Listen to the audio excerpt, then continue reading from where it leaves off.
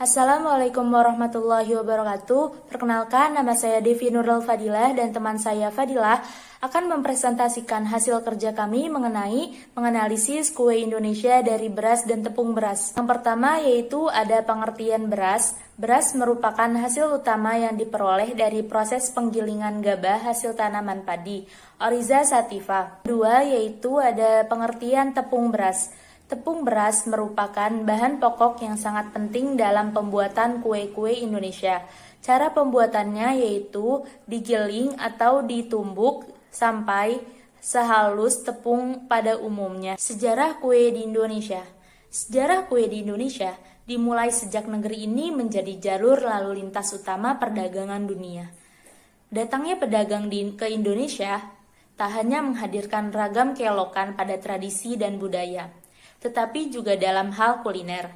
Komoditas gula yang mana menjadi primadona pada saat itu diduga menjadi awal mula bagaimana kue dari berbagai belahan dunia kemudian masuk ke Indonesia. Kue-kue yang hingga kini hadir di Indonesia sejatinya banyak mendapatkan pengaruh dari luar. Kue tradisional contohnya. Konon, mendapat banyak pengaruh dari kebudayaan Tionghoa. Ini bisa dilihat dari bahan pembuatannya yang rata-rata menggunakan tepung beras. Bahkan, kata kue sendiri berasal dari kata serapan bahasa Hokkien. Sementara untuk kue-kue yang berbahan dasar tepung terigu banyak datang dari bangsa Eropa. Prinsip-prinsip kue Indonesia.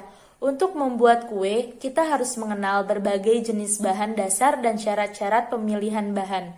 Pengelompokan bahan pembuatan kue Indonesia berbeda dengan bahan pembuatan kue lainnya.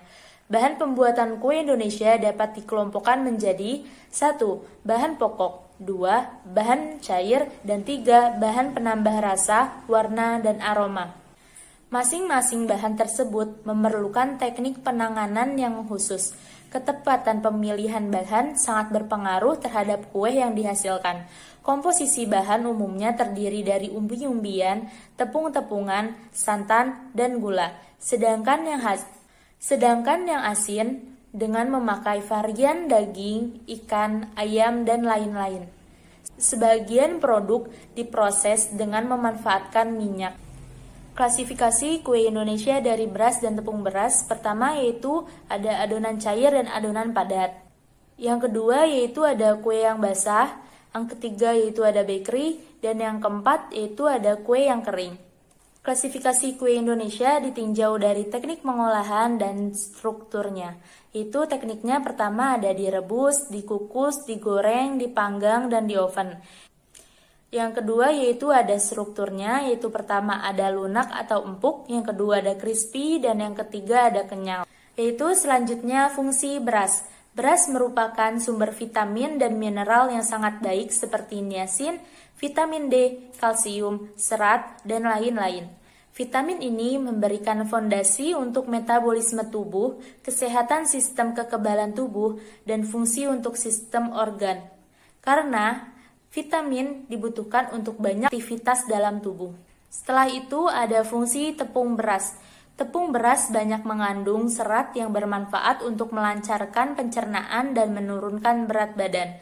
Tepung beras juga mengandung kolin yang berfungsi untuk meningkatkan kesehatan hati. Selain itu, tepung beras memiliki kandungan asam para aminobenzoik atau PABA yang dapat melindungi kulit dari sinar matahari.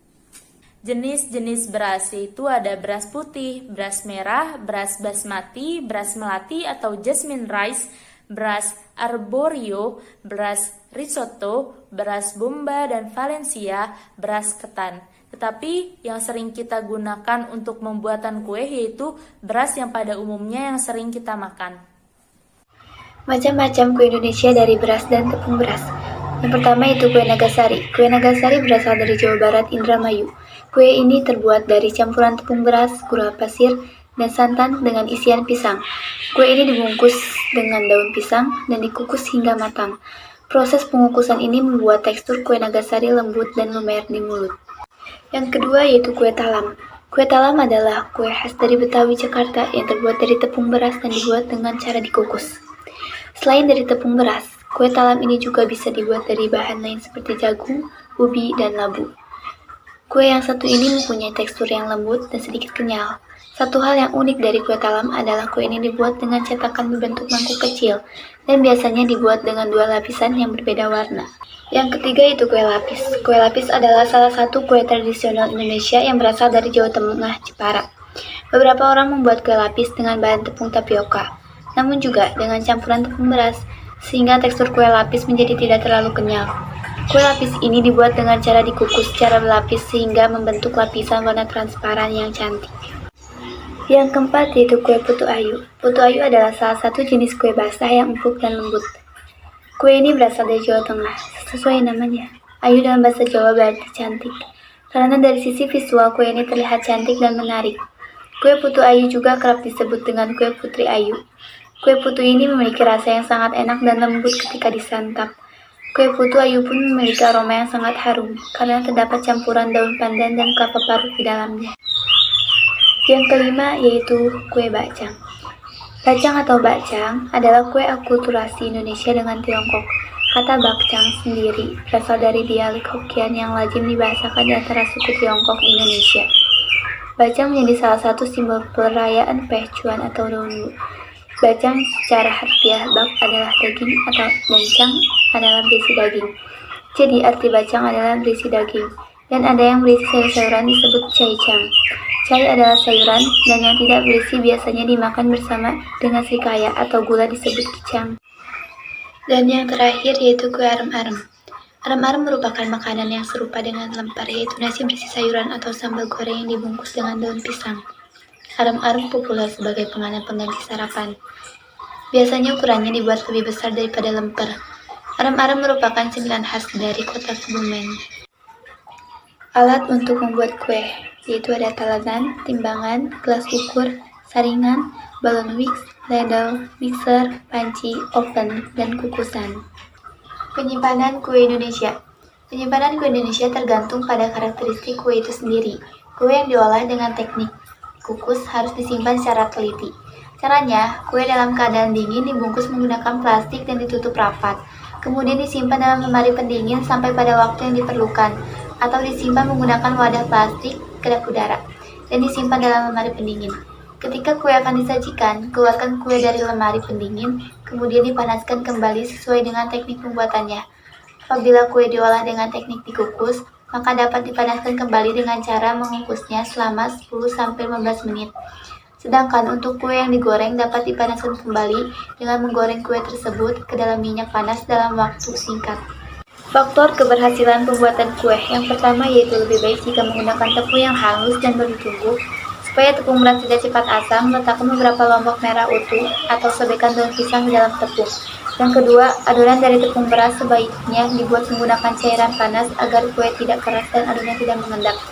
Namun hal ini tidak berlaku untuk adonan yang harus difermentasi menggunakan tape dan ragi. Yang ketiga, adonan dari tepung beras jenis keras bisa ditambahkan sedikit tepung kanji supaya tidak kaku.